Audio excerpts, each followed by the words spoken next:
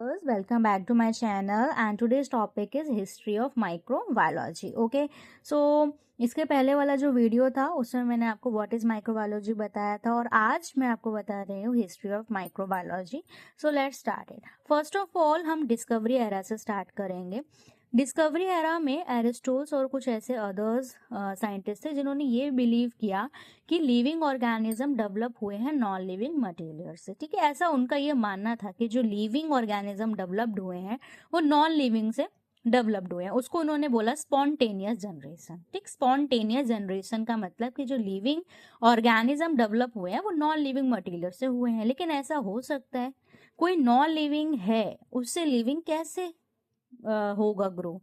ठीक है, whether it's plant, क्या चेयर बैट, इन सब से लिविंग हो सकते हैं. बट उस टाइम पे बिलीव ये था कि जो एरिस्टोटल है उन्होंने ये बिलीव किया कि living organism develop from non living material. उसके बाद बेकन एक ऐसे साइंटिस्ट है जिन्होंने ये किया फाइंड आउट कि जो डिजीज होता है वो किसी म्यूनिट चीज से होता है जिसको उन्होंने सीड बोला या जर्म्स बोला.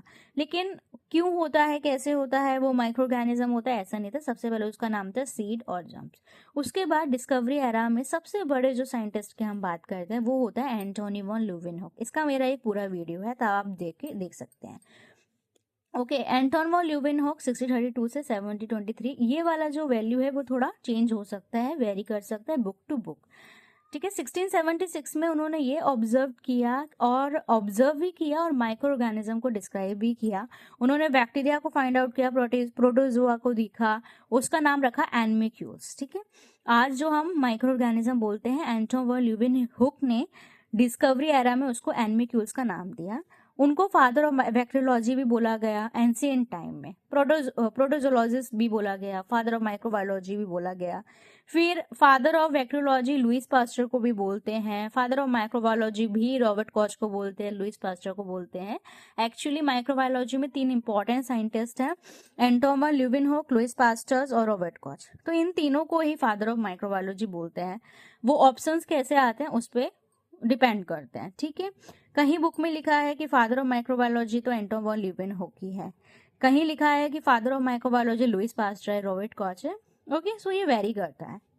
उन्होंने सिंगल लेंस माइक्रोस्कोप को बनाया. एक ग्लास के टुकड़े से उन्होंने एक लेंस बनाया, सिंगल लेंस माइक्रोस्कोप बनाया. और फर्स्ट टाइम जो उनका डिकेड टूथ था उससे उन्होंने एनिमैक्यूल्स को देखा. The term microbes is used by Sedillot in 1878 में. 1878 में सेडिलॉट साइंटिस्ट है जिन्होंने माइक्रोब्स का टर्म दिया. उसके बाद डिस्कवरी एरा के बाद आता है ट्रांजिशन एरा.